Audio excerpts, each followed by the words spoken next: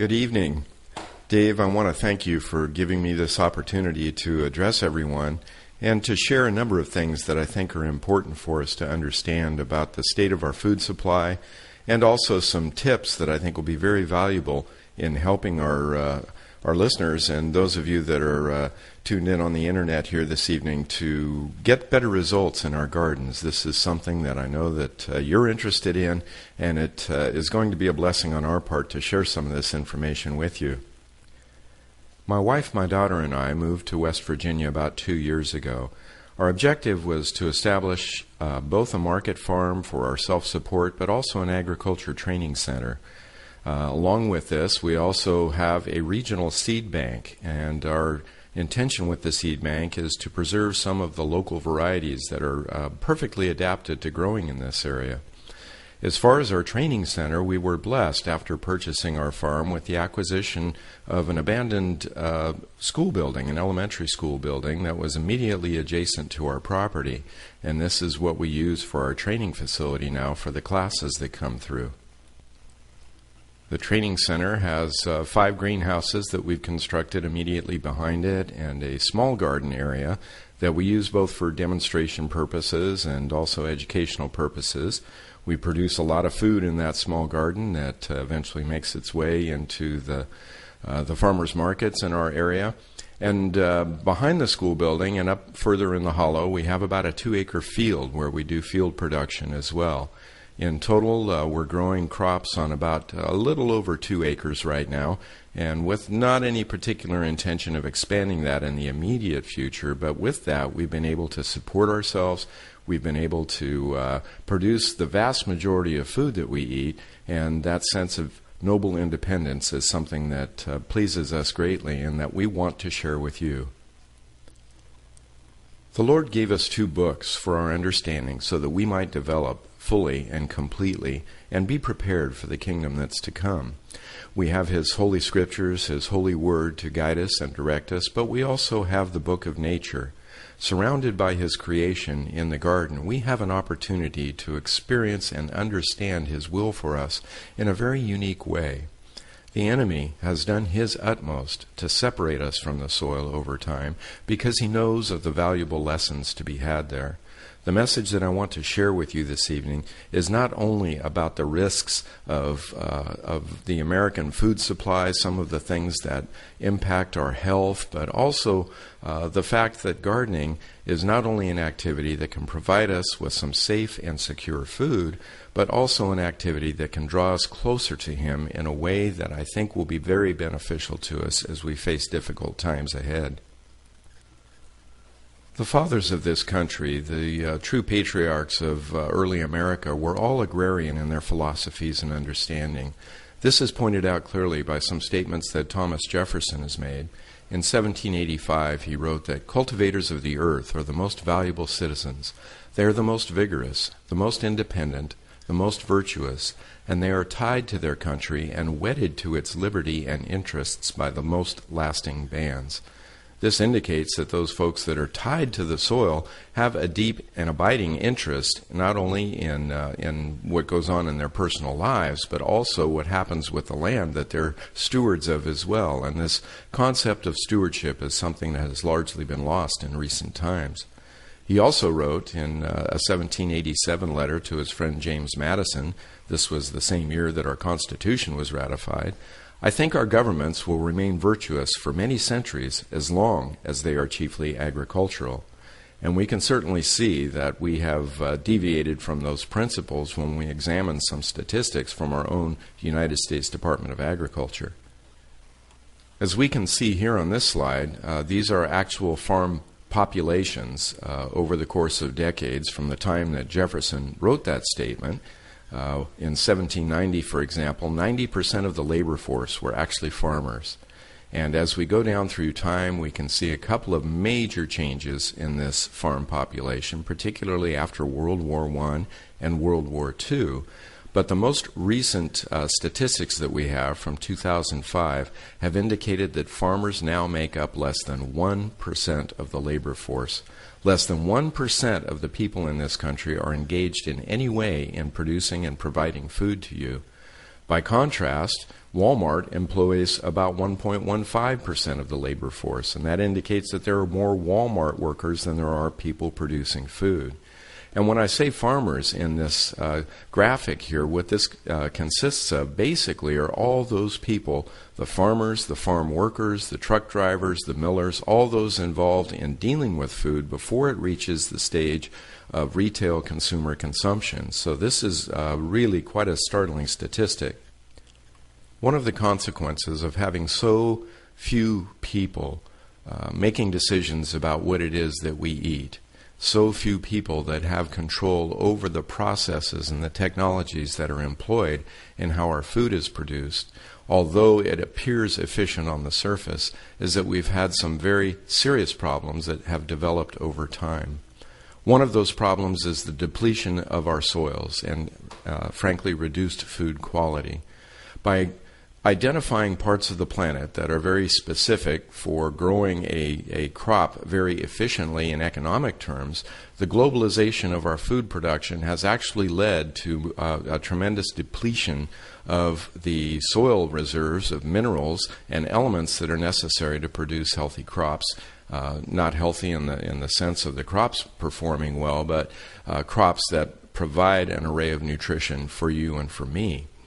This globalization basically has served to identify portions of the planet where crops can be grown at the least expense and grown intensively for that purpose. We've identified, for example, areas in northern Mexico and the Southern California desert where it's possible to grow some of our vegetable crops year-round, things like lettuce. And in those areas, they don't practice crop rotation in a way that deviates very much from just planting lettuce repetitively over a long period of time. As plants grow, they exude chemicals from their root systems, and the root system forages for different elements within the soil. And when we grow the same species of plant on the same land over and over again, eventually we deplete the soil of those minerals that we need for our health, and the quality of growing that growing food is greatly diminished. Today, we also have tremendous amount of pesticide residues and contamination in our food supply. Because we're not practicing crop rotation, we're not allowing normal ecological processes to take place in the fields, so that we have become very heavily reliant on pesticide applications to protect our plants from insects and disease. These pesticide residues are, in some cases, quite serious. And the consequence of this is that most of our food supply today is contaminated with levels of pesticide residues that are really quite unprecedented. Because of globalization, much of our food is imported, and this contaminated produce often comes from overseas, where regulation and oversight is not as thorough as it is here. We also have elements of nanotechnology in our food supply. I'll be describing that in a moment for you. But most of us are totally unaware that some of these other technologies are being employed today in our food system. Irradiation is becoming a more and more serious concern of mine, because many of our fresh fruits and vegetables are now subject to irradiation before they reach the marketplace. And this is a process that not only eliminates whatever potential contamination there might be on the food, but actually diminishes the food quality as well. We have genetically modified foods in the marketplace in a very large way today. And these I've spoken about for a number of years, and there's much more awareness of what GMOs are today than there was just a decade ago. But these largely untested foods also present some risk to us, and I'll be explaining some of that here shortly. One of our serious consequences with this globalization of food production is that we are so heavily reliant on petroleum in order to produce food today. This makes the system very fragile, and there are many elements within the chain of our food production today that can fracture quite easily. And the security that seems to be in place because of all the technology we employ is really not security at all. When we consider some of the risks that we're faced with in our food supply today, I'm really quite convicted that we need to take some responsibility to start producing at least a portion of the food that we need for our health ourselves. Another important consequence of this globalization of our food supply is also a statistic that surprises most people. We've often thought of ourselves as the breadbasket of the world, but actually in 2005, the United States, for the first time in its history, became a net food importer. We now import more food than we export in this country, and most of those foods are the high-value foods that we rely on, particularly our fresh fruits and vegetables. The statistic on the screen here, the average distance that produce travels from farm to table of 1,670 miles, helps to underscore the impact that this has on our food supply. It's indicated to me here as an agronomist that when we harvest foods to travel a distance like that, we have to develop and actually hybridize and breed foods that can sustain that kind of damage. Anybody ever cut a head of lettuce and take it inside and watch what happens if you just set it on the kitchen table for an afternoon? But yet when we go to the grocery store, we find these perfect or seemingly perfect heads of lettuce that have oftentimes been in a transportation system that has kept them on the road and moving for 3 to 6 weeks before we buy them. The only way that happens is by harvesting the produce before it's fully mature, meaning that the nutrients have not fully developed in the produce, and also in many instances much of our produce is treated with pesticides, particularly fungicides, even after it's harvested. The consequence that this has on the health value of the food is basically, rather than eating live foods, we're eating foods that are either dead or very nearly dead after being held in a transportation system that takes this much time to get it from the field to your fork. In part, because of these long distances our food travels, and because of soil depletion and the industrial model of agriculture, I think it's important that we recognize that the industrial food system today is in some ways responsible for this gross epidemic of obesity that we have in this country. That's been identified as our number one health problem, and it's often easy for us to attribute that problem to people's lack of willpower, to poor diets, to the proliferation of fast food restaurants. But I want to propose something else to you for your consideration, and that is if we are growing foods on soils that are largely void of nutrient-rich minerals that not only the plants need, but we need in our diet too, and if we're harvesting our crops before they're ripe, before that full array of nutrition is developed, then I postulate that our bodies are in a constant state of craving for nutrition. So not only do we have a poor array of choices that people are subjected to in the way of our modern diets and our fast food, but even if you do make good choices about the food that you eat, the chance that that food is going to satisfy that nutritional need that your body is telling you it has is pretty poor. So the consequence of this is our bodies are in a constant state of craving, and our hunger is never totally satiated. One of the beautiful advantages of growing your own food is that you have the opportunity to allow crops to fully ripen. You have the opportunity to fully nourish the soil in a way that is going to provide those plants with an array of minerals that can allow them to develop all of the complex phytochemistries that are necessary for the development of vitamins and other elements within that plant tissue that is going to nourish our bodies. And it would not surprise me to find that homegrown produce, freshly harvested, is vastly better than commercial produce, even if the home gardener doesn't know what they're doing about soil nutrition, simply because the food is ripened. but also when we consider the elements of soil depletion that have taken place. The world is, after all, growing old as a garment. After hundreds of years of growing crops on many of our agricultural lands with the replacement of only a few nutrients that the plants need, not even considering nutrients that we need, this, I think, is a very important factor in why we face so much obesity in this country today.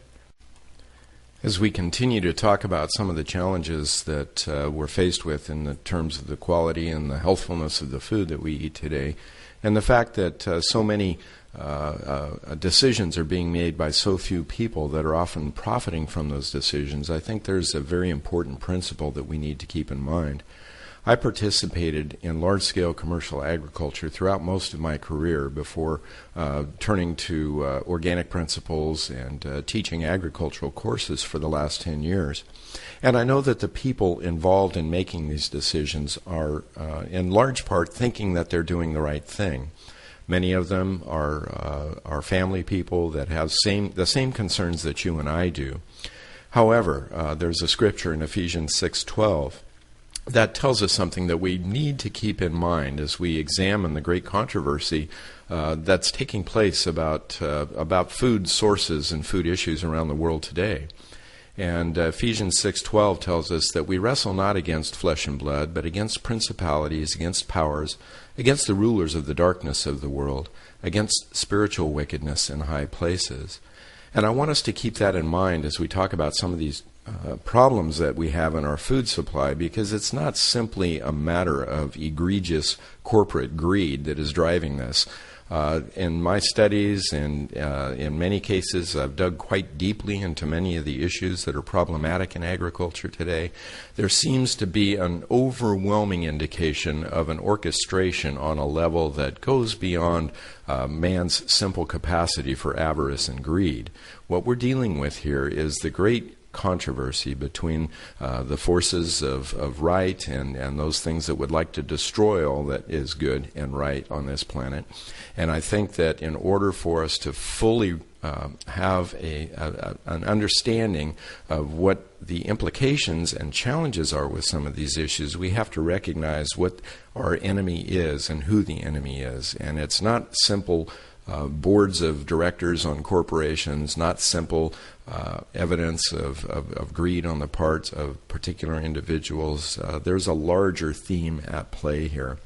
And while I'm talking about this, I want to mention, too, that oftentimes when we talk about agriculture, we marginalize the farmer, and we place him in our crosshairs, as it were, in our sights as being the target of our concern and our animosity. But the reality today is that farmers have very little discretion about what they do or how they plant their crops or even how they care for those crops. Those decisions are being made around board tables and in venues other than in the farmer's own kitchen or even in his own head. And farmers, for the most part today, are simply people like you and I with many of the same concerns that you and I have. And after working with hundreds, if not thousands of them over the course of my career, I recognize that if we have criticisms of this food supply system that we have, that it's not fair to simply hold the farmer as the one being responsible for that. So, what is in our grocery bags today? When we walk through the aisles of the typical grocery store here in America and start loading that sack, whether it's paper or plastic, with those things that we choose to make part of our diet, what are some of the constituents that are in that bag besides the obvious, the things that we can identify? Well, there are some things in there that you can't identify, and they are becoming so ubiquitous in the American food supply that I think it's important that we start to educate ourselves about what some of these ingredients are. Nanotechnology is a new technology, basically of engineering molecules at the atomic scale. And I'm not an expert on this, but what I have come to understand is by engineering these molecules, simple compounds that we have used traditionally around us take on different properties and have different ways of influencing what they're incorporated into. Some of this nanotechnology is in place in our food supply today. I think most of us are aware that pesticides have been and are currently an issue with our food supply, but most of us don't know why that's a particular problem. I want to elaborate on that. Irradiation is also being employed in our food supply today, and many of the items that are in our grocery bag, even if it's fresh fruits and fresh produce, are treated with irradiation.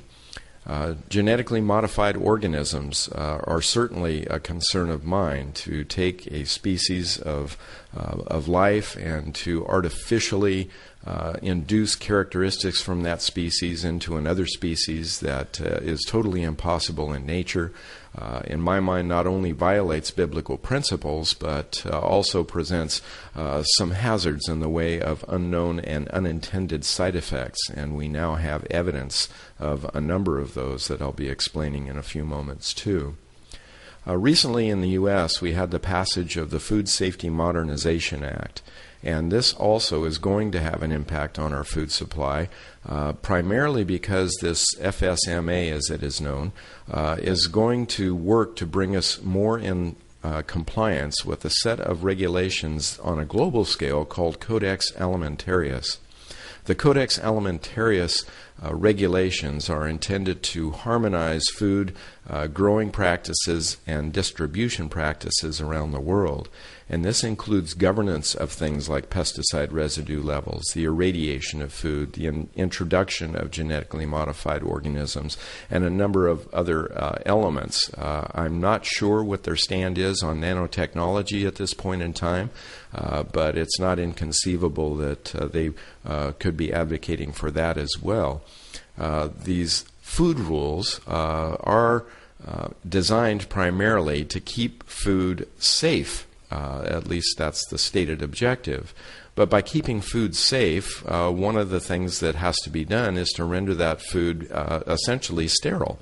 Because one of the challenges in getting food from one part of the globe to another part of the globe is that fungi and bacteria, and in some instances viruses, can all serve to damage that food product. And if you want something to get from the southern hemisphere, from halfway around the planet to the northern hemisphere, you're going to have to take some elaborate steps in order to preserve the integrity of that food item.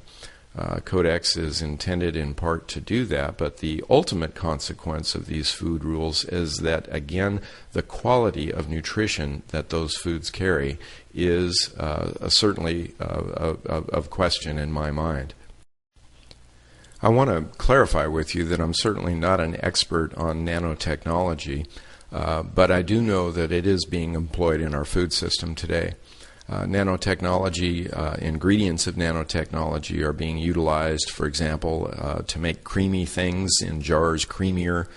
They're used as encapsulating agents for both nutrients and for pharmaceuticals, especially in the pharmaceutical industry. It's being employed in a wide array of different capacities in packaging of food to help preserve freshness or the appearance of freshness in food packaging for both meats and in some other applications as well.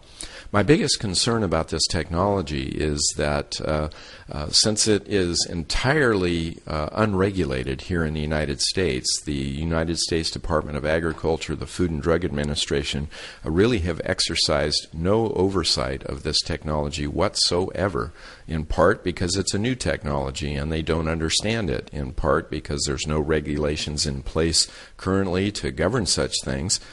These applications are coming into our food supply without any oversight or regulation from a third party. No safety studies have been done. And because of that, there are a few people that are starting to demonstrate some concern about this and to call for an investigation on the part of the USDA to see if it might be prudent to establish some regulation of this technology. But at this point in time, these things are in the food, untested and unregulated. There are nanotech applications also that have been applied to the textile industry. So even our clothing is being modified with some of this technology. And this is also a bit of a concern of mine because our skin is one of the avenues of exposure that we have to chemicals. Things can be absorbed through our skin and integrated into our system too. Just what the potential health consequences of this are, I don't know. It just makes common sense that if you're structuring a molecule in a way that the human body has never before experienced it, and also on a very, very, very tiny scale, that the potential for those molecules to invade cells within our body and have properties and side effects would be a potential. And I do think this is something that needs to be looked at and considered. Many of us are aware that pesticide residues are a serious problem in our food supply. In fact, I know that because of that reason, what food items that my family buys, we tend to buy organic to avoid the potential for pesticide residues. But what most of us aren't aware of is that the level of pesticide use on a global basis is dramatically higher now than it has ever been in man's history. And even though in this country we went through an environmental movement over the course of the last 30 or 40 years, and pesticide use in this country is quite highly regulated, the simple fact that we import so much of our produce today indicates that much of our food is coming from parts of the world where regulation is either very cursory or non-existent. A great example of this is China. We have seen that much of our food is now coming from Asia, and we've seen and read about many contamination incidents of that food. The potential for developing problems from pesticide residue, in my mind, is very high, in part because the chemistries that pesticides are based on dominantly affect our nervous system, our endocrine system, and basically the frontal lobe of our brain, where our seat of reason is, and also many of them are known carcinogens. The levels of pesticide in the food supply in America today are actually higher than they were just a decade or two ago, in part because of this problem of globalization. Oftentimes in thinking about pesticide residues, the only thing that comes to our mind are the insecticides, those things that kill insects. But for every pound of insecticide that's used in commercial agriculture, there are about 10 pounds of herbicide that are used. And multiple pounds of fungicides are used too. In fact, fungicides are by far the most prevalent form of pesticide that's used on a growing crop. And part of what concerns me is that all three classes of these pesticides are based on similar families of chemistry that have those health effects that I outlined in the previous slide. They all have the potential to impact our endocrine system. They all have the potential to be neurotoxins. And because the levels of these pesticides are largely unchecked in foreign produce that comes into this country, less than 1% of the produce that comes into our borders is ever actually analyzed for pesticide residues. And oftentimes, those container loads of produce are rejected because those levels are too high. But because so little inspection is taking place, it's still profitable for the importers and the exporters to run the risk of sending that stuff in through our ports. The simple fact is that today pesticide residues contaminate about 98% of our food supply. For those of you that are interested in looking at some of the statistics on this, there's an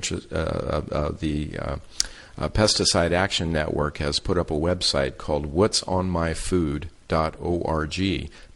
whatsonmyfood.org, and you can look at a number of different products on that list to see what pesticide contamination levels they found on individual products. They have taken random samples of both produce and processed foods from around the country, analyzed them in a laboratory, and then posted the results of what they found. In almost every instance, they found significant levels of pesticides that can have an impact on our health. Another important issue that's been in the news quite frequently over the course of the last few years has been contamination in our food supply of things like E. coli, salmonella, listeria. We've all read and heard about various events where recalls have taken place. Some of us probably remember the spinach recall of a few years ago, where spinach virtually disappeared off the shelves of American grocery stores for quite a long period of time. I think this is going to be the next serious challenge that we face in terms of relying on the commercial food system, in part because the way of dealing with this particular issue is to comply with what Codex Alimentarius advocates, and that is the irradiation of our food supply. Irradiation is basically the application of either gamma rays or X-rays to our food. These rays pass through the food. It doesn't make the food radioactive. Irradiation is different from radiation. But the consequence of running these rays through the food in order to sterilize it also renders the food much less nutritious. The process involves shooting a gamma ray or an X-ray through the food item, with the objective being to disrupt the DNA of whatever the pathogen might be, whether it's E. coli, salmonella, botulism, whatever it might be. And it's very good at doing that. It truly will sterilize the food. Unfortunately, what it also does is it breaks many of the long-chain molecules that make up some of the vitamins and phytonutrients in that food. And although the nutrition labels that we use to evaluate nutritional values in food may remain fairly much the same, the protein content, the carbohydrate content, the sugar content, for example, very few studies, if any, have been done on what actually happens to the complex phytonutrients that we also need from food, things like lycopene, for example, antioxidant compounds. When killing salmonella on fresh chicken, they use a level of radiation, which is irradiation, which is about 7 million times more than a single chest X-ray. This is a very powerful dose of irradiation, and it certainly seems to me that this would have detrimental consequences on the nutritional value of our foods. This concept of sterilizing food to make it safe has been applied recently to one of the foods that I make great use of, and that's almonds. I was raised in an almond growing area of Northern California, and I eat almonds almost every day. And part of the reason that I value them is because they are a living food. They're a seed that carries a tremendous package of nutrition, but it's also a living food that my body digests well. In September of 2007, the USDA imposed regulation even on raw almonds that can still be labeled as raw almonds, that they be treated with either steam heat, propylene oxide, a chemical sterilant, or irradiation before they can be marketed. This is just to emphasize that this practice is in place in our food supply, and we now have regulations that allow for the irradiation of spinach and of lettuce. Not all of it is irradiated, as the almonds are, but also you may recall the tomato recall of a few years ago, and the issue with E. coli, where the Florida tomato growers were stopped from shipping fresh market tomatoes, costing them billions of dollars as a consequence of the USDA's action in stopping the export of their tomatoes. The tomato growers of Florida basically called for the ability to irradiate their tomatoes so that they wouldn't sustain a loss like that and wouldn't have that problem again. All of these contamination issues and incidents that we have seen take place over the course of the past few years have led to a very strong impetus to irradiate essentially the entire fresh fruit and vegetable supply that we have in the marketplace, and this is of great concern to me. A revolution has taken place in the fields and farms of America over the course of the last decade that is unlike anything that has occurred in man's history prior to that. This new era of agriculture is based essentially on a technology that has been developed allowing man to move genetic information from one species of life to another species of life, totally controverting the species barrier. Essentially, in nature, only bean plants can pollinate bean plants, for example. Only corn can pollinate corn. When frogs breed, they produce frogs. This whole complex system of reproduction in nature has been subverted with the capacity now to introduce genes from cross species to carry characteristics into plants specifically for agronomic uses, and these agronomic uses are primarily economic. They have nothing to do with producing a plant that is more healthful for us. This genetic engineering or genetic modification of organisms is truly a suspect technology in my mind that is based on some science that is not complete and does not consider some of the new developments that we've discovered about how life species replicate. Essentially, the assumption is that if we take a gene from a fish like a flounder that has tolerance for cold temperatures, and we implant that gene or impart that genetic code to a strawberry, that we can get a strawberry that will grow at lower temperatures. Basically, it's like looking at Legos and considering genes as Legos, where we just snap them together at will and get a known consequence. Unfortunately, with what we have come to understand about epigenetics, it's very apparent that we truly don't understand the entire process that governs the expression of genes.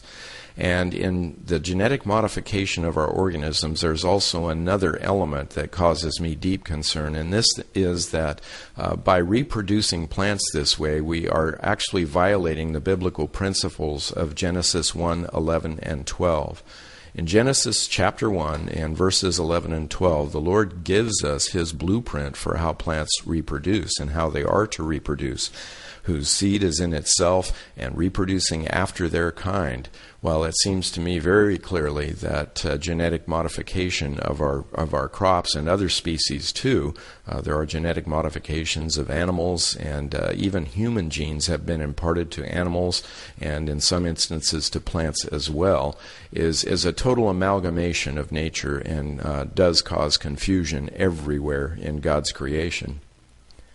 The process of genetic modification really had its foundation back in the 1970s when technology was developed to replicate plants from a single cell. Now, plants are very different forms of life than higher animals are, and this process of replicating a plant from a single cell could indeed be called cloning. But cloning actually occurs in nature. If we think of a plant like a strawberry, for example, that sends out a runner, and that runner under the right conditions develops roots and replicates an entire plant, both those strawberry plants, the parent plant and the one that was replicated, have identical DNA. They're exactly the same plant. When we replicate a plant by making a cutting, we're exercising this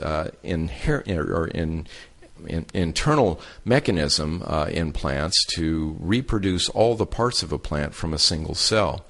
Well, it was discovered how to manipulate cells in a laboratory environment so that you could take a single cell of a plant and essentially replicate an entire plant from that cell.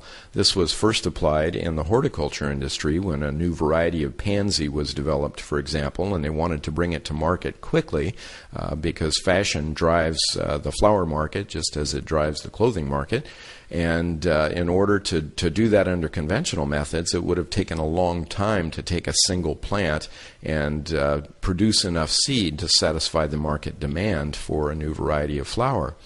by taking individual cells from that plant and replicating in the laboratory, they could develop thousands and hundreds of thousands of individuals very, very quickly. And this is the primary basis on which genetic modification was built. These individual cells in a laboratory are treated in laboratory conditions and basically have the cells of some other species inserted into their nucleus that allows them to display or manifest the characteristic from the foreign species. These are then replicated with tissue culture in the laboratory to create a population of plants that are then continue to be grown under field conditions to produce seed. But the entire process takes place in a laboratory. It takes place under totally unnatural conditions, and the capacity to transfer that genetic material from one species to another species is something that could never happen in nature. It's a very different process than traditional hybridization of plants, where bees move pollen from one flower to another. And although the biotech industry tries to sell it as a technology that is not particularly peculiar or novel, it certainly is. Now, if we take something that comes from a novel technology like this that violates the Lord's principles, it only stands to reason to me that there would probably be some health effects associated with that if we were to consume those as items of food. In Jeffrey Smith's book, Genetic Roulette, he documents at least 65 health effects that come from the exposure and consumption of genetically modified foods. Here in this country, we have very few studies and very little information about these health effects, in part because of the government policy that was developed to govern this technology. When genetically modified crops were first developed, the industry itself sought out government regulation and made proposals to the USDA and the FDA about how this industry was to be regulated. And basically what they said was, well, we have a new corn variety here that has a novel trait or a novel characteristic, but it looks like corn, it cooks like corn, it grows like corn, and even though this corn has genetic material in it from a bacteria, it's really just corn, so it should be considered substantially equivalent to other corn. And because corn is a safe item and something that hasn't required government oversight or regulation, then this substantially equivalent corn should be considered the same. Hence, there are no follow-up health studies on the release of these foods into the American food supply.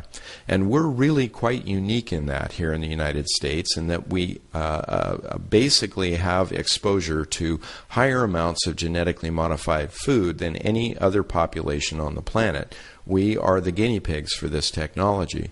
And if these genetically modified foods truly do have health effects, then it seems to me that we would be starting to see them in the American population by now. They've, after all, been on the market now for about a decade.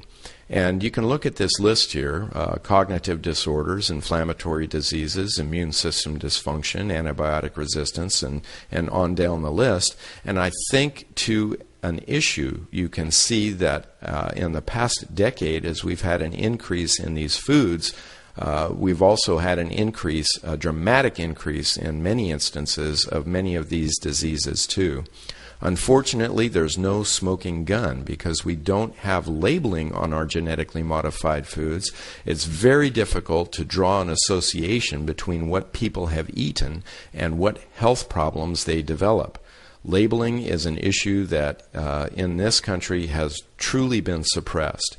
In most other developed countries around the world, genetically modified foods must be labeled as genetically modified foods, and then the consumer has discretion as to what choice they're going to make. Here in this country, that's not the case. In fact, today in the American marketplace, the average consumer pushing a shopping cart and just filling that cart with the random things that make up the average American diet, about 80% of the things in that shopping cart when they check out are going to contain some genetically modified element. At one point, I took a loaf of whole wheat bread that I purchased from a grocer, 100% whole wheat bread, and found after some research that there were 11 different genetically modified ingredients in that whole wheat bread, and not one of them was wheat. This demonstrates how ubiquitous these items are. Another concern of mine is that farm crops are actually being used to produce pharmaceutical compounds and industrial compounds. These are crops that are never intended for human consumption. There are corn varieties, for example, that are being used as plant factories for insulin, for spermicides, for base proteins, for many different types of pharmaceutical applications. There are also corn varieties that have been specifically developed, even though they know that this corn will cause human food allergies, but they've been specifically developed to produce ethanol. They have a gene from a bacteria that comes from deep underneath the ocean near heat vents in the bottom of the sea, volcanic vents in the bottom of the sea, and it renders an enzyme, an alpha amylase enzyme, characteristic to the corn that makes it easier to process into ethanol. Now, we know that if we eat this corn, we're going to have an allergic reaction, but yet it's being grown widely nonetheless. And because of issues of pollen drift, of the potential of contamination, when a harvester travels through a field and harvests one field of corn and moves to another field of corn, there are oftentimes kernels of corn left in that harvester. There are many different ways that these pharmaceutical and industrial crops can be commingled with our food supply and present hazards there as well. This has me greatly concerned.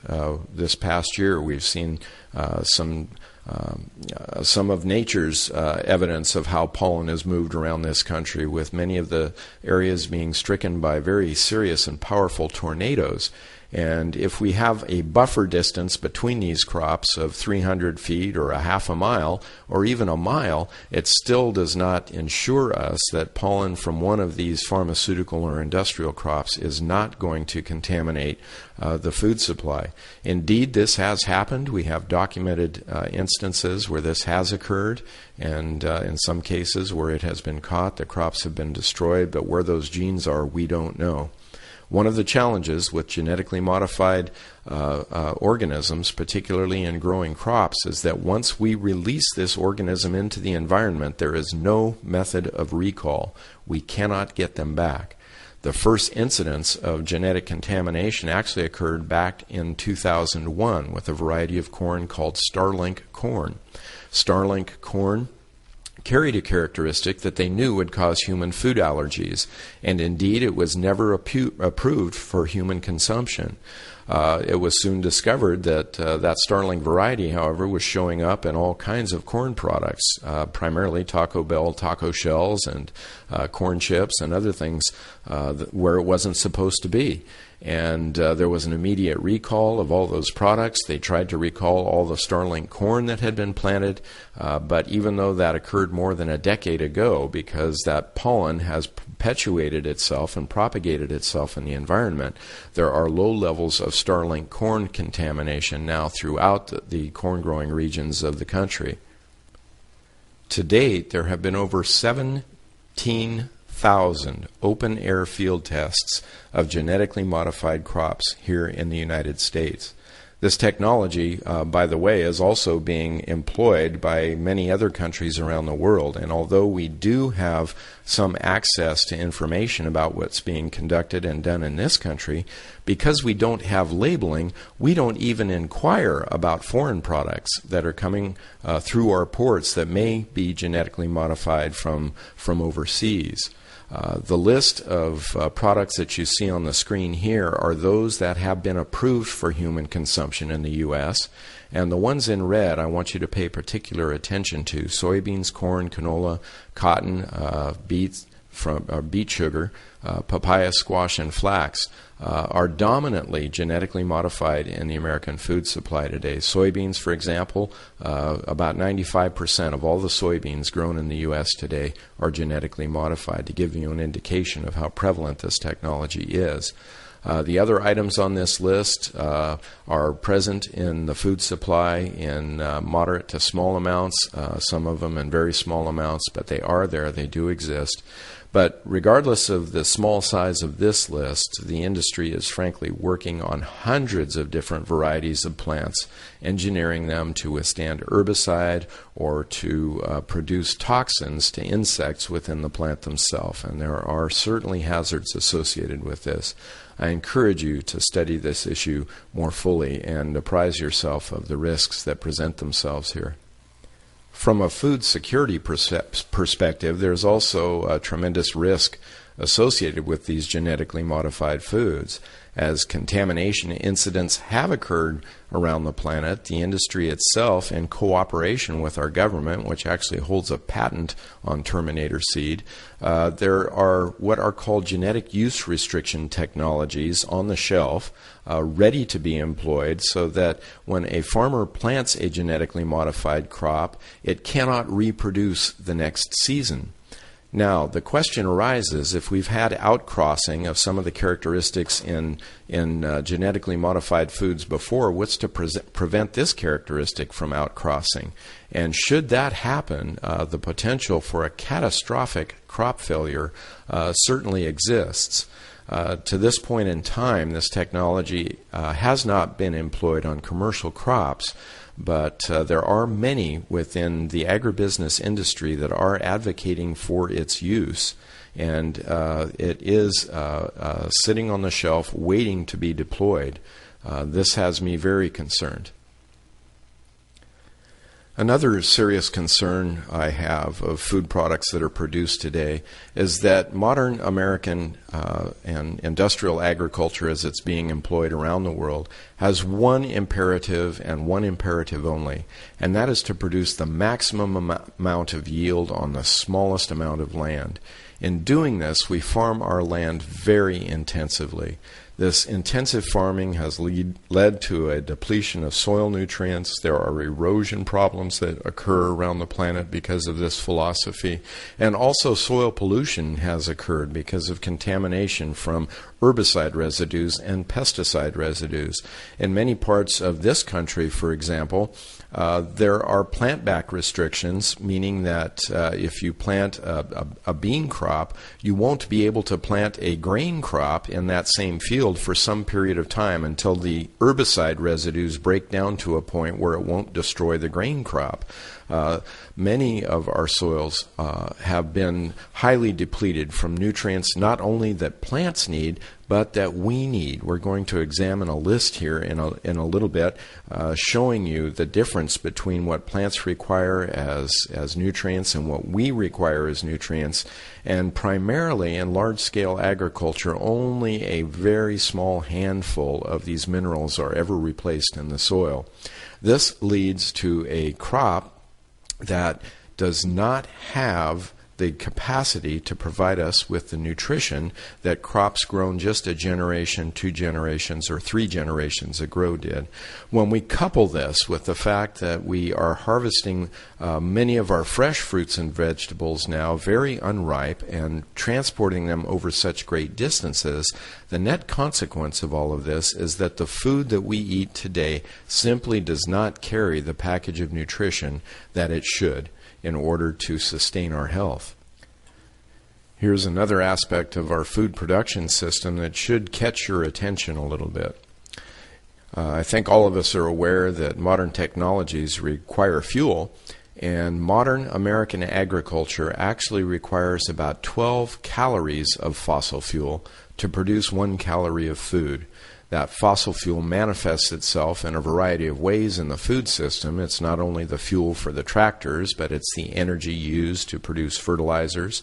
It's the base ingredient for pesticides. It's involved in the power necessary to move water for irrigation.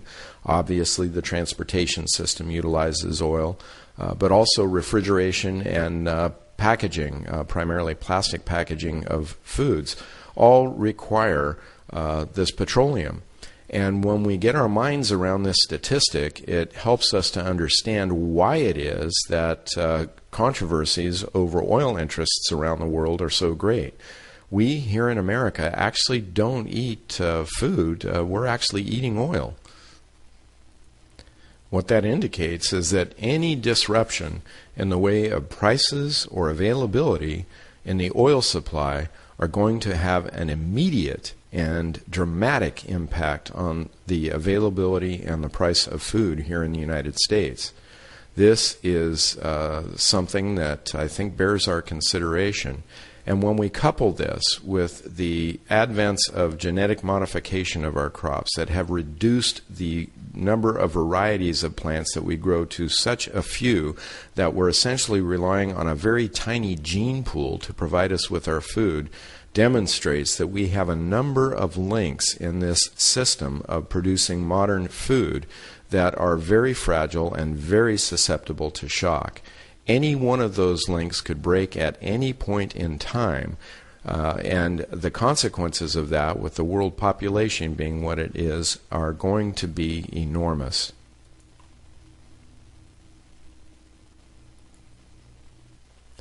What I've tried to do for you to this point is to outline some of the challenges that we're faced with, and also to help you recognize that if you're relying on a structure such as the one in the frame of this picture, for all of your food needs to provide you with health, I think that you're making a big mistake. I believe, honestly, that in today's grocery store, the products that are available to us in there not only are detrimental to our health because they don't have sufficient nutritional resources in them, I believe that there are some of them that are actually hazardous to our health. And my solution to this is to take some steps that will help me be more independent of this system that has really grown far out of proportion in terms of the few people that are making decisions about how our food is produced, and the paradigms and the influences of that decision-making process really don't have an individual or an individual's health in mind or at stake. This, in part, is simply because of economy of scale. And when we realize that we can take responsibility for producing some of our own food and change that economy of scale, we can develop a very different picture. One of those different pictures can look something like what we see in this photograph. This very interesting picture was emailed to me a couple of months ago by a friend of mine, and I believe that it was taken someplace in Switzerland. This essentially is a neighborhood where every family has a large garden. Their yards are not devoted to swimming pools or to tennis courts or to recreational lawns, but every yard is occupied by a garden. And when we look at this, I can't help but think how different a paradigm we would be living under today if this were still a considered activity here in the U.S. Spirit of Prophecy tells us in the General Conference Bulletin, March 30th, 1903, a statement was made: if we place ourselves under objectionable influences, can we expect God to work a miracle to undo the results of our wrong course? No, indeed. Get out of the cities as soon as possible and purchase a little piece of land where you can have a garden, where your children can watch the flowers growing and learn from them lessons of simplicity and purity. Right now, as we sit here today, Lenita and I have a son that's in Afghanistan looking after world security issues, trying to maintain an environment that provides for the peace and safety of society, ostensibly. As I look at a picture like this, I can't help but think that a society such as the one that is demonstrated in this graphic here truly has a peace and a security unlike anything that we can really imagine. The system that we see here provides that one neighbor can help another neighbor. Their food needs, their basic needs for life are immediately met in their immediate surroundings, and their whole view of what goes on around them in society and the world would be very different than what we're experiencing here today. I find this a very interesting photograph, and one that I would like to see duplicated in neighborhoods and the countryside across America. So, what's our solution to all of these challenges that compromise our food system today? Well, it's my opinion, and a strong opinion, that all of us need to take more responsibility both for the choices that we make about how we acquire our food, but also that we get growing, that we start taking the responsibility to produce some, if not all, of the food that our family requires.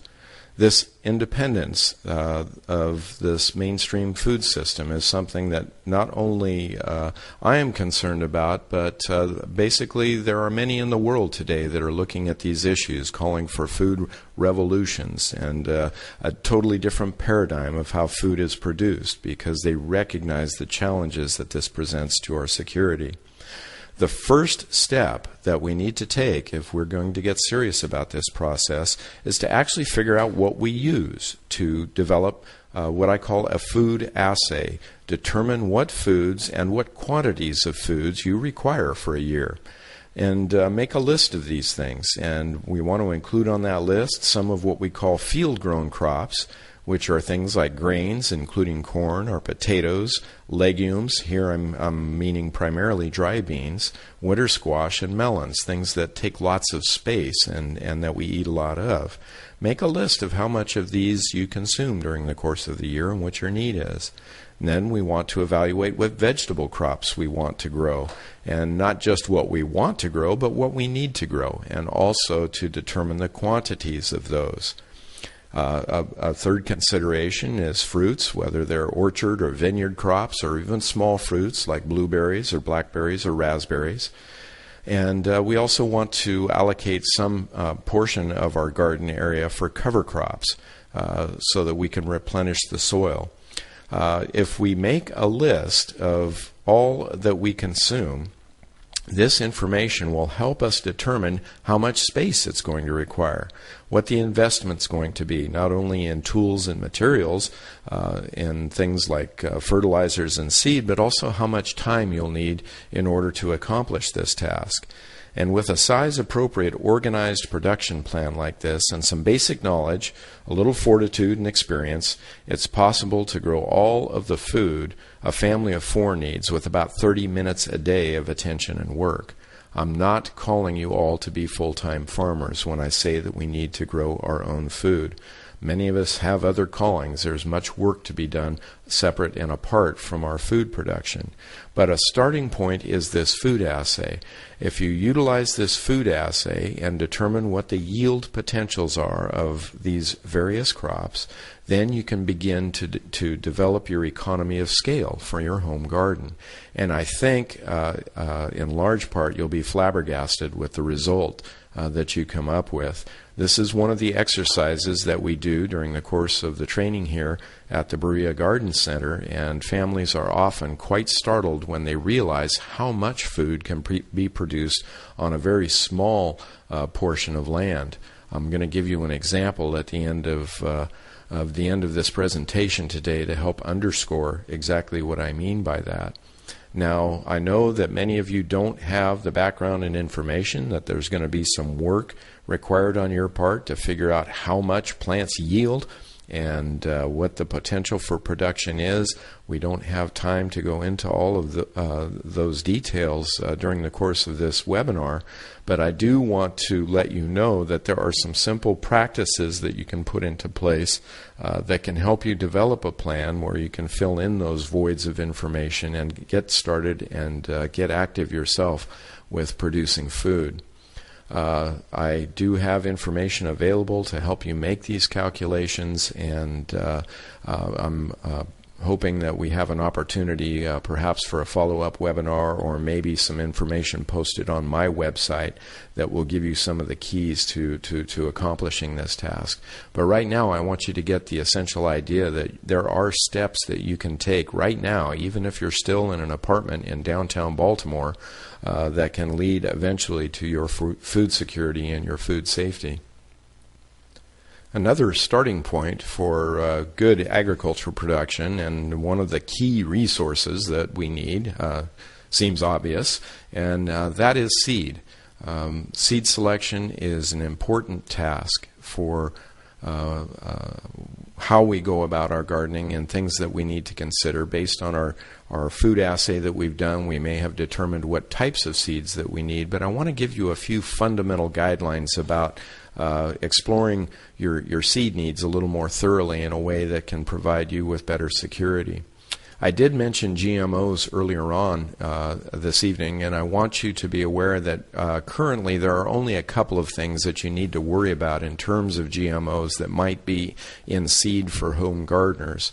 One is a variety of corn called Attribute, which is sold by Rogers Seeds. Rogers Seeds is a division of Syngenta, and it is genetically modified to resist corn earworm and corn borer. Monsanto Corporation is planning to release for home gardeners this year some similar lines of Bacillus thuringiensis crossed sweet corn, which is genetically modified. That's not in the marketplace just yet, but it will be in the coming growing season. Apart from those two GMOs, you're really quite safe if you rely on some of the seed resources that I'll be giving you in a few moments to purchase your seed for your home gardeners. Safe, at least in terms of avoiding the genetically modified crops that are so widely grown in commercial agriculture.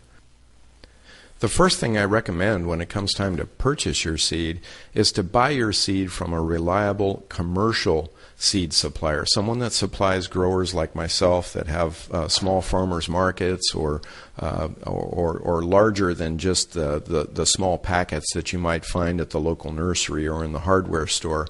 By buying commercial seed, you're buying from a company that caters to someone that actually makes their living from the crops that are grown, and the seed is often of much better quality and more reliable. Additionally, the seed is usually packaged in larger quantities and is much less expensive per seed than what you buy in a seed packet. Also, you want to select varieties for your conditions, for your climate, your day length, season length. Disease resistance is an important aspect of selecting your seeds too, and many times these can be found if you're dealing with a large seed supplier that has commercial interests, because these are all concerns that those commercial interests have too, and they will provide that information in their catalog. A very important point is to always plant multiple varieties of the same crop. When I grow lettuce, for example, I grow about 10 different types of lettuce. I grow 3 different types of broccoli, 4 different types of cabbage, and part of the reason for that is because each of these varieties has different susceptibilities to diseases and pests, and weather anomalies may affect one variety more than another, and it's simply a way of planting an expanded gene pool so that I can produce a crop that is going to feed me. Should one of these varieties not perform well, one of the other ones may do very well under the same growing conditions in the same season. So always plant multiple varieties of the same crop for food security. And you want to select a combination of open pollinated and hybrid varieties too. Open pollinated seed is seed that basically pollinates itself. These are often called heirloom or heritage varieties, and that is for long-term food security. That way you can save seeds from the crops that you're growing to grow the next season.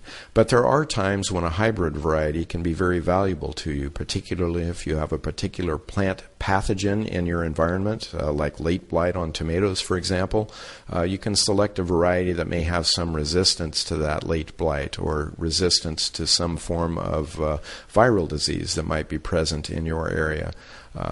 Hybrid varieties can certainly be useful to us, the disadvantage being that you do have to rely on the seed companies for these, and you won't be able to save that seed to plant the next year because it's the offspring of 2 separate parents. You're going to get a crop that is somewhat unlike the parent crop that you planted the season before. That doesn't always mean it's going to be bad, though. Sometimes you can actually develop a new variety of your own that way, and sometimes those offspring will actually be better than their parents. The reality is that you just don't know. You're planting a seed without a known result, and that can be dangerous in terms of seeds security. I want to emphasize that I think it's important that you order your seeds now. We've seen tremendous consolidation in the seed industry, and large corporations, particularly the ones engaged in biotechnology, are buying up many independent seed producers. And I think it will be important for you to try to source your seeds now, both in terms of selection and availability. And right now is a good time to order seeds because the fall harvest is currently underway. The seed catalogs will be coming out in midwinter, but usually late fall is the best time to do your seed selection so that you'll have the widest variation of varieties available to you. And I do have a number of seed suppliers listed on my website at the page that you see on the screen here, bereagardens.org. If you go to the agriculture page and then seeds and supplies, you'll find sources. When it comes to selecting a site for your garden, there's also a number of considerations that you'll want to make. The first and by far the most important consideration is that your garden area for producing food is in full sun. You don't want to try to grow garden crops in a shaded area. And the sun, solar energy, is the engine that drives the crop production. And you might think that, well, I can grow my petunias in a little bit of shade, and they still produce flowers. Why can't I grow my cucumbers there? Well, the reality is that when we harvest food from a plant, we're asking it to do an extraordinary job of not only growing healthfully itself, but producing us with an abundance. And if we want that abundance, we have to grow our crops in full sun. A southern exposure is also an advantage if you're in the northern hemisphere, and particularly from about 35 degrees north and farther north, a little bit of a slope is helpful. In fact, if you live at 40 degrees north latitude and you have a 10-degree slope, it's like moving your garden 300 miles south in terms of the amount of solar energy that that land is exposed to. That can extend your growing season, and it can make your growing during the season more efficient. Drainage is very important when it comes to siting your garden. You don't want soils that stay saturated all the time, so you need to understand a little bit about the characteristics of the ground that you're working with. And also, irrigation is very helpful in high production of your garden. So you want to try to site your garden in an area where you have water available to irrigate during those dry periods of time. In fact, in much of the western states here in the U.S., that's an imperative consideration because virtually all the crops in that part of the country require irrigation in order to be successful. But even in wetter parts of this country, the southeast and areas that get rainfall in the summer, having an irrigation supply is essential for food security. You want to have a piece of land that has reasonable accessibility. You're going to be hauling a lot of produce out of that garden if you have the level of success that you should be able to attain.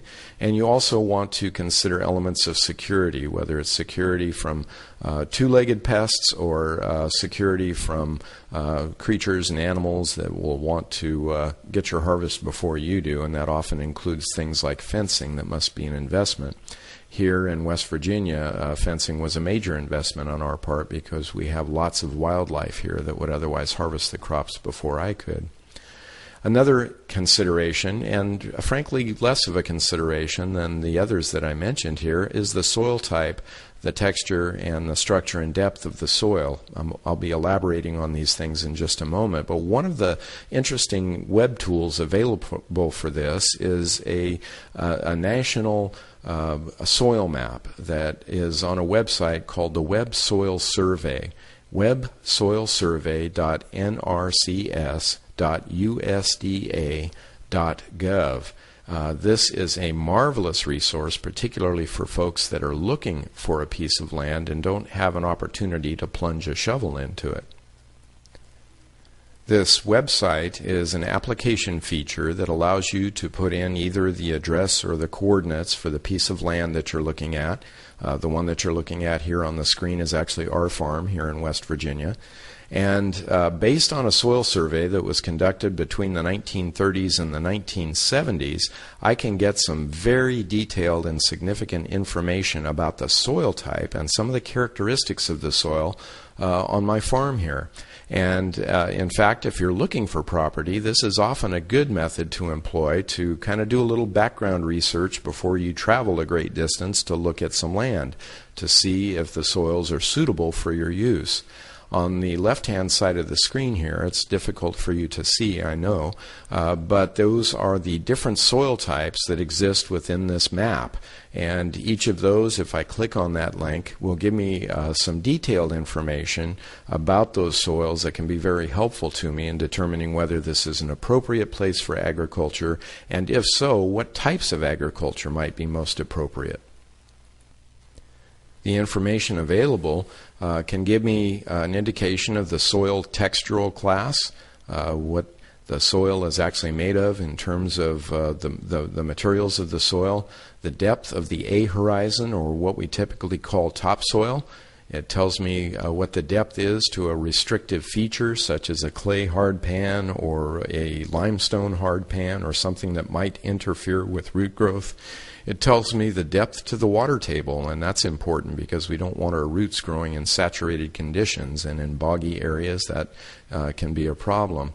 And it also gives me some information about the productivity comparisons between different soil types that might be present on my map.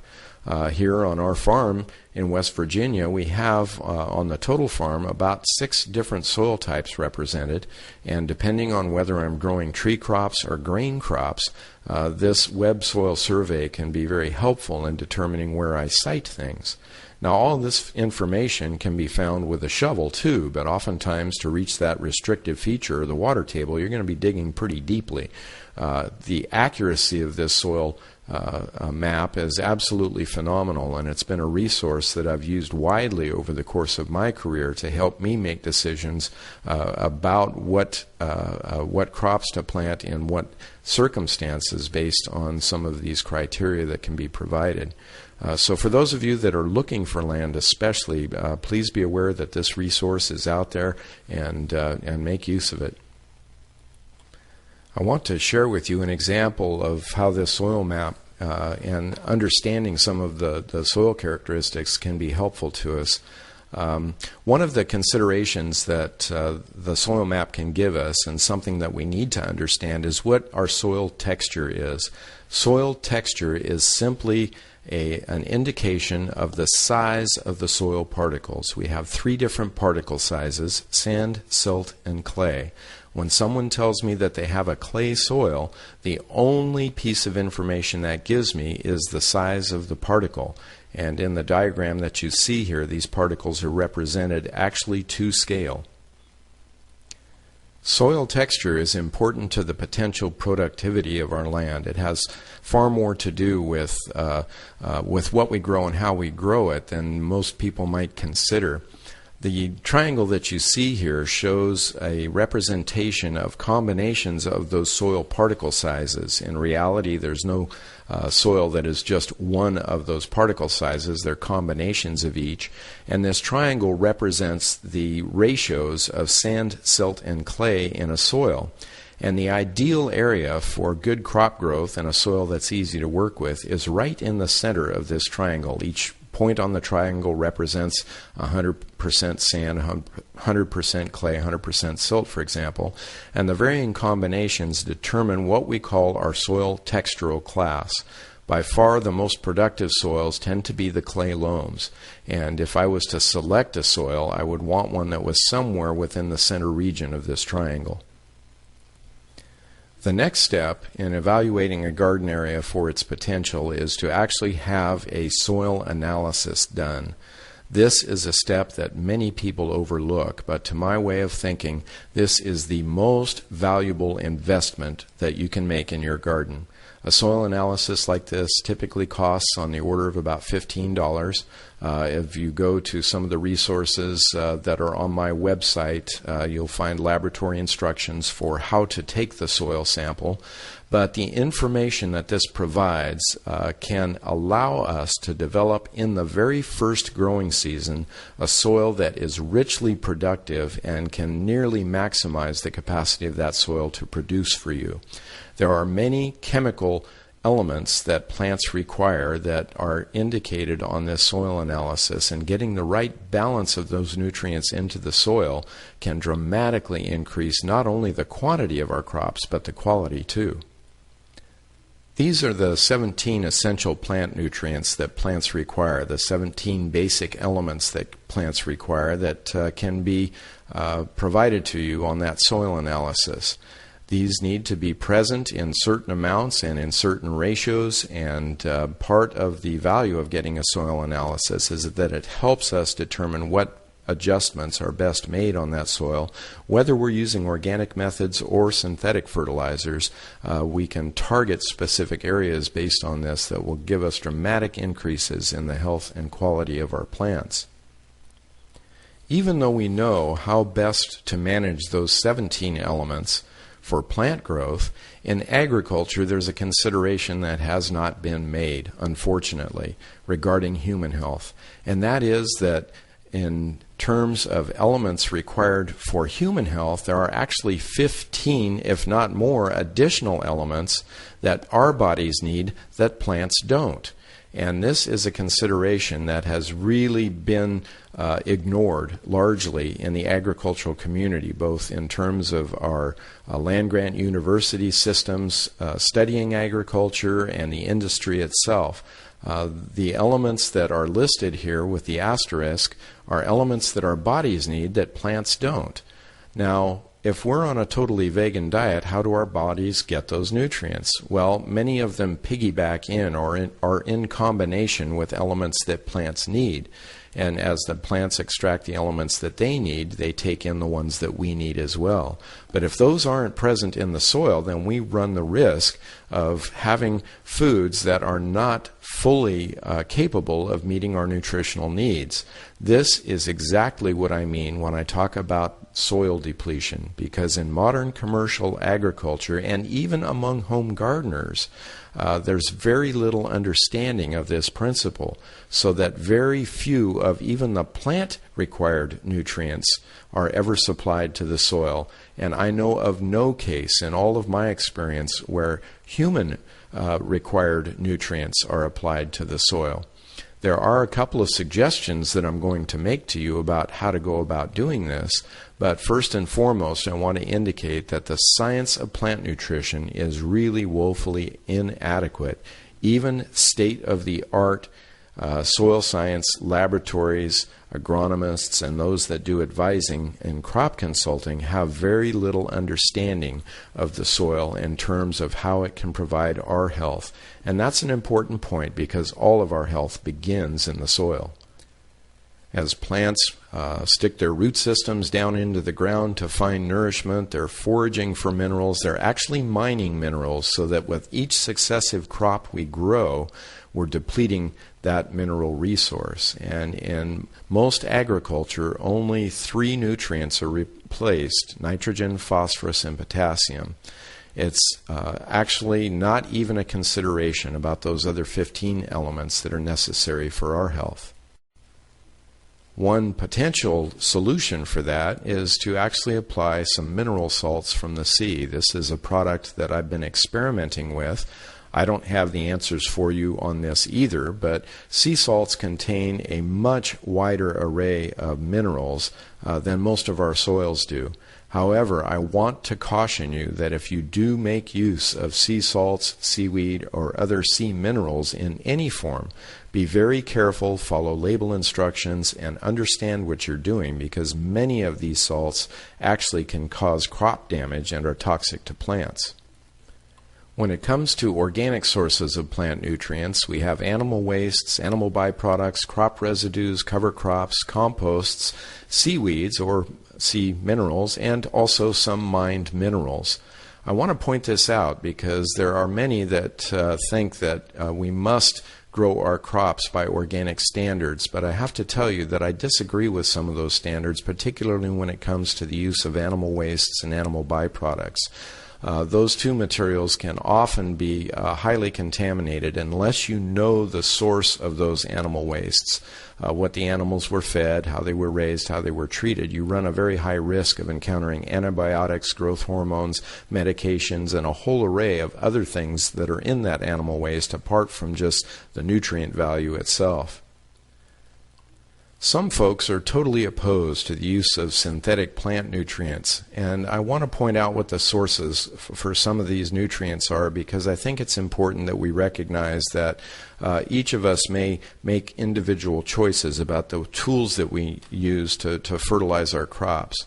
Many people associate synthetic fertilizers with petrochemicals, and that's simply not the case. Fertilizers stand in a category very separate and apart from pesticides.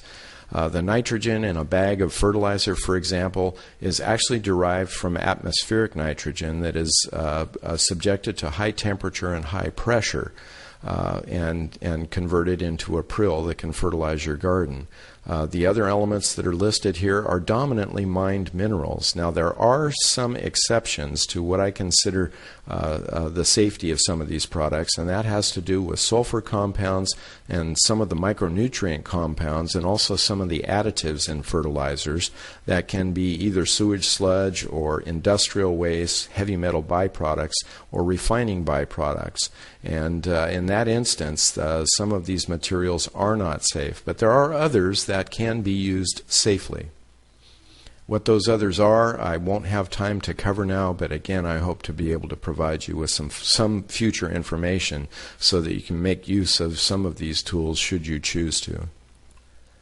One of nature's tools that I make use of for fertilizing our farm here in Virginia is the capacity of legume species to fix nitrogen, or to take nitrogen from the atmosphere and combine it in a form that my plants can then make use of as a fertilizer. These plant roots from this family of plants live in symbiosis with a bacteria called rhizobia and actually form protein nodules on the roots of these plants. And alfalfa, clover, and vetch are very good at doing this, as well as fava beans. Now, peas and beans are legumes too, but we typically harvest the protein from those peas and beans in the way of the food that we harvest off of them, and the reality is that they don't do much to add to the soil, but these other crops, particularly when they're grown as a cover crop, can provide nutrition for subsequent crops that are grown on that land.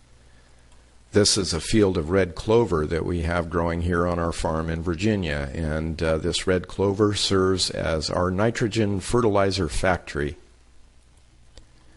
Now, I want to be clear with you, I do not accept that all synthetic fertilizers are safe to use. In fact, blended fertilizers may contain hazardous ingredients, sewage sludge, industrial waste, and heavy metals.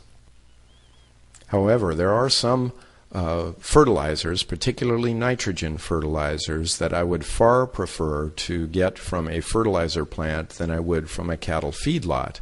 And particularly when we're engaged in large-scale agriculture, and by large scale, I'm a small market farmer, but I still would require tons of manure if I were to use that exclusively for fertilizing my crops. And in order to locate and acquire those tons of fertilizers, I would likely have to rely on a confined animal feeding operation of some sort. I'm not willing to do that.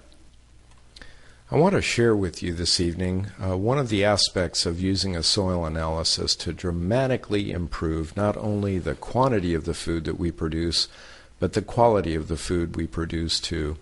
It's going to be virtually impossible to give you all a short course on soil chemistry this evening, but I do want to share with you what I consider to be the key to my success in agriculture, and I've proven this over and over again throughout my career.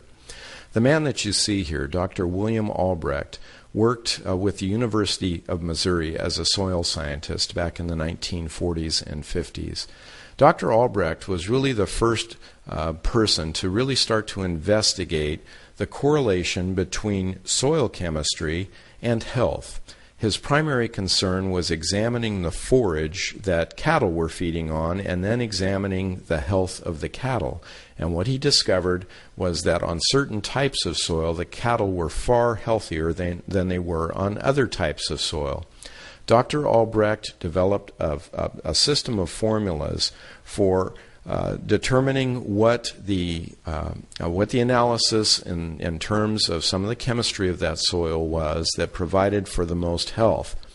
In fact, he even made a statement back then that NPK formulas, the nitrogen, phosphorus, and potassium fertilizers that are so prevalently used today, as legislated and enforced by state departments of agriculture, mean malnutrition, attack by insects, bacteria, and fungi, weed takeover, crop loss in dry weather, and general loss of mental acuity in the population, leading to degenerative metabolic disease and early death. That's a pretty powerful statement, but I think if we examine the commercial food producers, that we can see evidence that his prediction here is entirely accurate. Dr. Albrecht focuses on an aspect of the soil called the cation exchange capacity and the role of calcium in ratios with magnesium, potassium, and other elements that are present in the soil that we don't want in the soil to achieve a balance of ratios between the calcium, magnesium, and potassium that promotes an environment in the soil. Not that feeds plants necessarily, but that promotes an environment of the soil that's conducive to lots of bacterial growth, lots of fungal growth, lots of organic matter development, and lots of availability of other minerals that are in the soil in the form of the nutrients that plants need. Dr. Albrecht developed this formula, but it has been widely ignored by mainstream agriculture, in part because on a commercial scale it's relatively expensive to implement, and farmers today simply still rely on those NPK formulas that he admonished against when he made that statement back in the 1940s. What I've come to appreciate about Dr. Albrecht's work is that over the course of my career, I have seen magnificent results when a few simple steps are taken regarding correction of soil problems, the first steps that should be taken. An important thing for us to understand as I explain this to you is that soil particles all have a slight negative charge. And the size of the soil particles determines how much negative charge is in a given quantity of soil. Sand, because it has is a large particle and occupies a lot of space, has a relatively low electrical charge compared to clay, which is many, many tiny particles occupying the same space. This characteristic of the soil is known as the cation exchange capacity, and it refers to the number of positively charged ions that these negatively charged soil particles can attach to. This is an example of what a soil analysis report looks like. This is the actual soil analysis report for the land that we farm here in Virginia, or for a portion of the land that we farm here in Virginia. Now, typically, when a commercial grower or a commercial crop advisor looks at this soil analysis, he's focusing on plant nutrients. What Dr. Albrecht focused on and what I focus on are the areas outlined in black. And those areas are the CEC, that's the measurement of the soil's capacity to hold positively charged ions, and I look at what's called the percent base saturation. And that's the amount of those elements that are actually attached to those soil particles, much like a magnet has a positive pole and a negative pole, and those two attract each other, and there's a bond there. That's what happens with these anion elements on the soil. Dr. Albrecht determined some baseline numbers for what that percent base saturation should be. 5% for potassium, actually it's 3 to 5% for potassium, 17 to 20% for magnesium, and at least 68 percent for calcium. That means that we want to have at least 68% of those soil particles attached to calcium. And this is the key to success in agriculture. It makes no sense whatsoever to me to apply any other fertilizer until you've first made sure that these elements in the base saturation are corrected. And this is really a fairly easy thing to do. Again, the base saturation refers to the quantity of cations absorbed by the soil particles and held by the soil's negative charge. This is the calcium, magnesium, and potassium that I mentioned. The percent base saturation tells us how much of each of those cation elements is presently attached in the soil complex. When I examine my soil analysis, I can see that my calcium levels are quite low, my magnesium level is a little bit low, and my potassium is a little bit low. Using a calculation from Dr. Albrecht's work based on the CEC, which is just a simple measurement of the soil, I can do a couple of things here. I can increase those levels of calcium and magnesium and also neutralize my pH. My soil here in Virginia has a relatively acidic pH, and this process is basically going to remove the hydrogen from the base saturation and allow me to replace that with calcium and or magnesium. The equation at the top of this screen, tons of limestone per acre, equals 0.5 times the CEC times the percent hydrogen, is the key that I use to have success in gardening. Unless I take this step, everything else I do will not be optimized. Whether you're practicing organic methods or simply relying on the soil analysis to know how much fertilizer to apply, you will not get the best results unless you take this step first. This is a very valuable piece of information. When I plug my own numbers into this equation, it tells me that I'm going to take 0.5 times my CEC, which was 11.4, times the percentage of hydrogen, or 0.34, and that I need to add 1.938 tons per acre of limestone in order to remove the hydrogen and to increase the calcium levels. Next, I need to do a few more calculations to determine how many pounds of limestone that is per acre and how large my garden area is, and these are fairly simple steps of algebraic calculation that can break you down to how many pounds per 100 square feet need to be applied. In this process, I will neutralize the pH, and I will also raise my level of calcium, eliminate the hydrogen in the base saturation, and achieve the results that Dr. Albrecht advocated. Now, I want to clarify that this is an actual soil sample from our farm here in West Virginia. Other soil conditions require slightly different treatment. For example, if you have a soil that is already high in calcium but low in magnesium, other steps need to be taken. My purpose in walking you through this exercise is simply to help you understand that there is information and there are resources available to you to help you make the most of your gardening experience.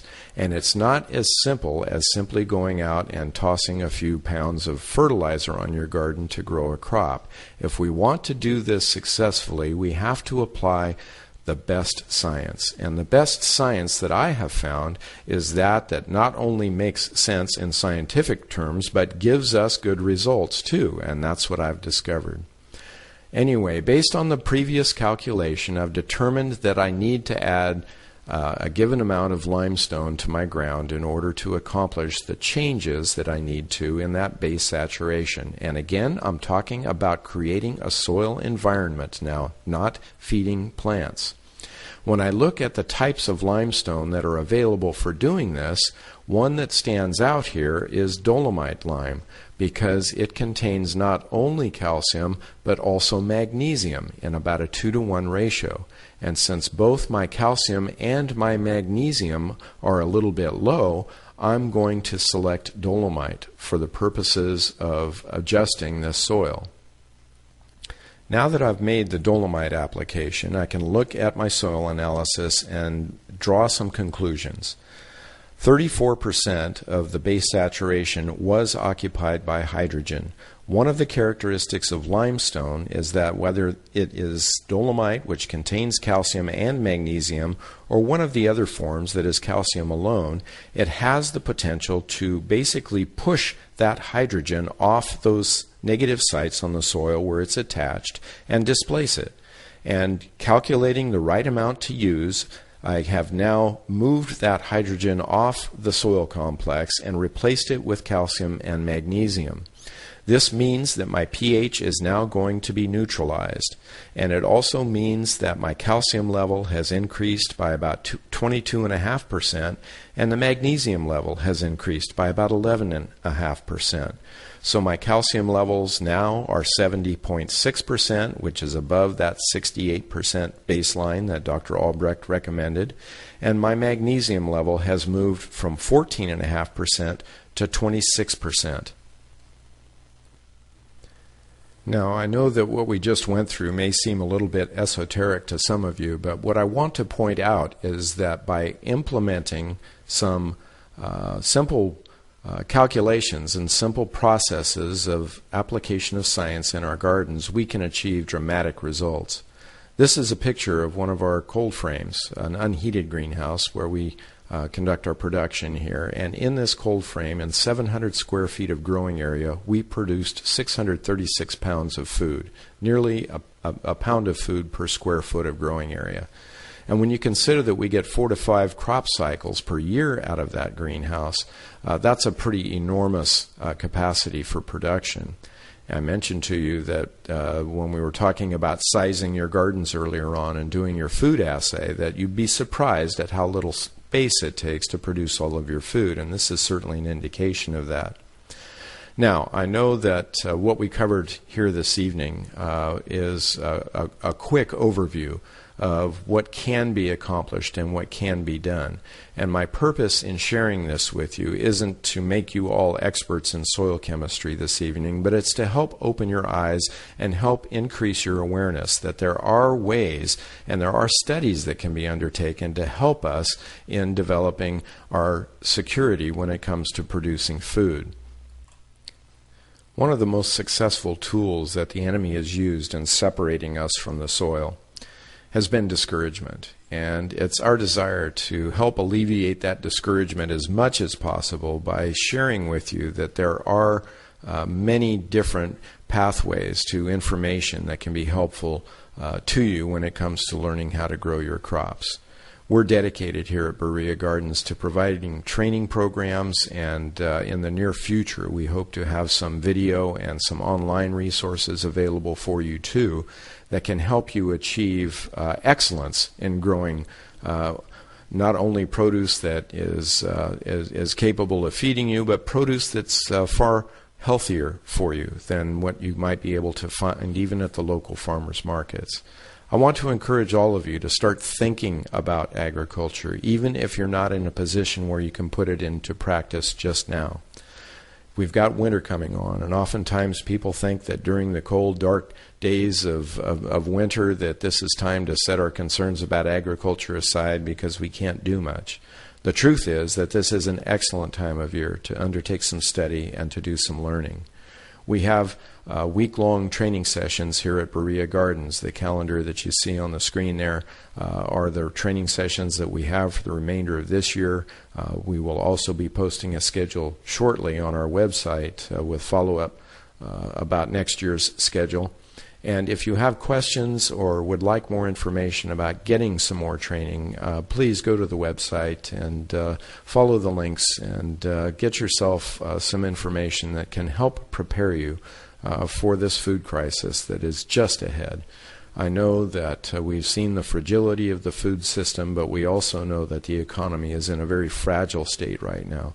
And when it comes to our very basic need, I think that it's important that we all take some steps to secure that. God bless you, and I thank you for your attention tonight.